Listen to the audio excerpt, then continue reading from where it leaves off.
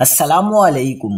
Karachi police office حملہ، دہشت گرد اندر کیسے گھسے، سیکیورٹی کوتاہی کا انکشاف، شہداء کے گھروں میں کوہرام، حیران کشمکش ہو گئی۔ کیا آپ حالات حاضرہ سے آگاہی حاصل کرنا چاہتے ہیں، خبر کے پیچھے چھپے اصل حقائق جاننا چاہتے ہیں تو ابھی سبسکرائب کیجئے جلمل پاکستان کو اور ساتھ ہی گھنٹی کے نشان پر کلک کر دیں۔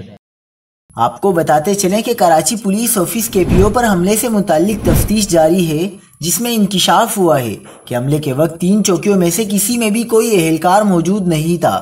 کراچی پولیس آفس سے ملحقہ پولیس لائن صدر کوارٹرز میں داخلے کا کوئی سیکیورٹی گیٹ نہیں۔ پولیس لائن کے کوارٹرز میں پولیس اہلکاروں کے اہل خانہ رہائش پذیر ہیں۔ دہشت گرد مبینہ طور پر کے پی او میں ادبی دیوار کود کر داخل ہوئے۔ دوسری جانب دہشت گردوں سے مقابلے میں شہید ہونے والے رینجر سب انسپکٹر تیمور کا تعلق ملتان سے تھا۔